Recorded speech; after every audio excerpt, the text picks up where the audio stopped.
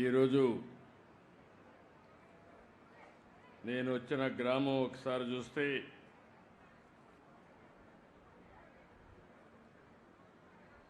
బుడగట్లపాళెం.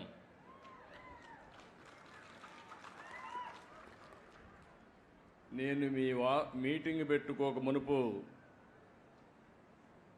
నేను దగ్గర ఒక గంట చేపలు పట్టే ప్రతి ఒక్కరితో మాట్లాడాను. సముద్రం దగ్గరికి వెళ్ళాను. ఎవరైతే సముద్రంలో అప్పుడే చేపలు తీసుకొచ్చారో ఆ చేపలన్నీ చూశాను. అయితే ఇప్పటికే లేట్ అయింది కాబట్టి చాలా చేపలు చనిపోయే పరిస్థితి. అడిగాను, బ్రతికి తీసుకొస్తారా లేకుంటే కొన్ని చనిపోతాయంటే 2 విధాలుగా ఉంటుందని వాళ్ళు చెప్పారు. నాకు ఎక్కడైతే పోలీస్ అయితే స్వాగతం పలికాడు. మొట్టమొదటిసారిగా నేను వస్తానే మీ ఊర్లో స్వాగతం పలికింది పోలీస్ స్వాగతం పలికాడు. పోలీస్ ఎట్లయితే బందోబస్తుగా వస్తారో దానికంటే సమర్థవంతంగా అన్నీ నాకు ఎక్స్ప్లెయిన్ చేశాడు, మీ సమస్యలన్నీ. అక్కడి నుంచి నేరుగా మీ కష్టాలన్నీ కూడా విన్నాను. ఆ కష్టాలన్నీ విన్న తర్వాత కొంతమంది ఆడబిడ్డలు ఎండు చేపల్ని ఏ విధంగా తయారు చేస్తారో అది కూడా చూశాను. ఎవరైనా చేపలు ఎక్కువగా వచ్చినప్పుడు అవి మిగిలిపోతే ఆ చేపల్ని ఏ విధంగా ఎండబెట్టాలనో ఎండబెట్టి మళ్ళీ ఆ చేపలను నెత్తిన పెట్టుకొని గ్రామం పోయి అమ్ముకొని మళ్ళీ ఇక్కడికి వస్తున్నారు. వాళ్ళ కష్టాలు చూశాను. అక్కడి నుంచి నేరుగా బోట్ ఏ విధంగా రిపేర్ చేస్తారో పడవలు అది కూడా చూశాను. ఈరోజు చిన్న స్పేర్ పార్ట్స్ కూడా లేకుండా ఎక్కడికో పోయి శ్రీకాకుళం విశాఖపట్నం పోయి తెచ్చుకునే పరిస్థితి ఉంది. ఇంకో పక్కనే చేపలన్నీ వచ్చినప్పుడు పట్టుకుని తీసుకుని ఎవరైతే అమ్ముతారో అది కూడా చూశాను. వాళ్ళకు కూడా చాలటువంటి ఈ యొక్క ఐస్ బాక్సులు ఉండడం, దానివల్ల కూడా ఇబ్బందులు. ఇక్కడ చేసిన తర్వాత ఎక్కడ మార్కెట్లో రేటు బాగుంటే అక్కడ అమ్మే పరిస్థితికి వస్తున్నారు. మీరందరూ కూడా పేదవాళ్ళ కష్టాలు చూశాను. మీరు మామూలుగా అయితే బోటు మీరు తీసుకుని ప్రాణానికి కూడా భయపడకుండా రాత్రి 1 గంటకు బయలుదేరి సముద్రంలోకి వెళ్తున్నారు. ఓసారి సముద్రంలో అల్లకల్లోలాలు వచ్చినప్పుడు కానీ, బాగా అలలు పెరిగినప్పుడు కానీ, ఒకప్పుడైతే అలర్ట్ సిస్టమ్ కూడా ఉండేది కాదు. ఇప్పుడు కూడా చాలామంది ప్రాణాలు పోగొట్టుకునే పరిస్థితికి వస్తున్నారు. అయితే ఇక్కడ జరిగేది, కొంతమంది బోట్లన్నీ వాళ్లే కొని మీ దగ్గర పెట్టుబడి లేదు కాబట్టి మీరు పట్టుకొచ్చిన చేపలు వాళ్లే తీసుకుని ఆ చేపల్లో సగం డబ్బులే మీకు ఇచ్చి వాళ్ళు మాత్రం బలిచిపోతున్నారు కానీ బాగుపడుతున్నారు, కానీ మీరు మాత్రం నష్టపోతున్నారు. అది కూడా చూశాను. అక్కడి నుంచి పక్కనే వల రాత్రంతా వెళ్తారు. 1 గంటకో 2 గంటలకో మళ్ళా వస్తారు. అయిన తర్వాత ఆ వలంతా కూడా పోతే దాన్నంతా మళ్ళా కట్టుకోవాలి. అది కూడా చూశాను.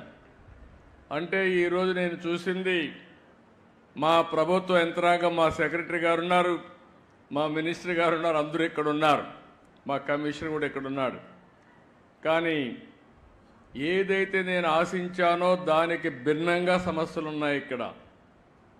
మీరందరూ ఒక్కసారి ఆలోచిస్తే, ఏవైతే మత్స్యకారు గ్రామాలు తెలుగుదేశం పార్టీ వచ్చిన తర్వాతనే మీ యొక్క దిశ మారింది. ఇది యథార్థం అనే విషయం మీరు గుర్తుపెట్టుకోవాలి.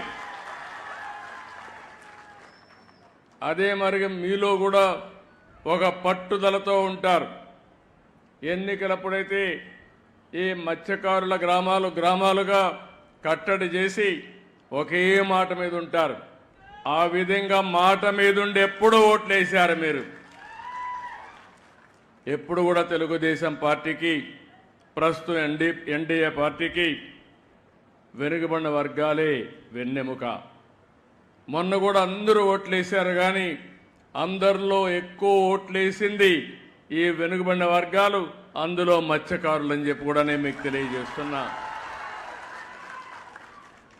ఇవన్నీ చూసినప్పుడు నాకు కూడా ఒక పట్టుదల, మీ జీవితాలు మార్చవలసిన బాధ్యత మా మీద ఉంది. ఈరోజు వెనుకబడిన వర్గాల కోసం అనేక కార్యక్రమాలు చేశాం, అవి చాలవు, ఇంకా చేస్తాం. ఎట్టి పరిస్థితుల్లో మత్స్యకారుల జీవితాల్లో వెలుగు తీసుకొచ్చే వరకు మీ వెంట నేనుంటాను, మా పార్టీ ఉంటుంది, ఎన్డీఏ ఉంటుందని మరొక్కసారి హామీ ఇస్తున్నా. 10 నెలలు అయింది, అనేక సమస్యలున్నాయి గవర్నమెంట్లో. నేను 4వసారి ముఖ్యమంత్రి, ఎప్పుడూ లేని ఇబ్బందులు చూస్తున్నా, నాకే అర్థం కావడం లేదు. ఎటు చూసినా గందరగోళమే. ఏం చేశారో నాకు అర్థం కాలేదు. దగ్గర 10 లక్షల కోట్ల రూపాయలు అప్పు చేశారు. ఎక్కడ పెట్టారంటే ఎక్కడ పెట్టారో అది కూడా అర్థం కాల, లెక్కలు కూడా లేవు. అవన్నీ చూసిన తర్వాత అయితే నా ఇబ్బందులు మీకు చెప్పి మిమ్మల్ని ఇబ్బంది పెట్టను.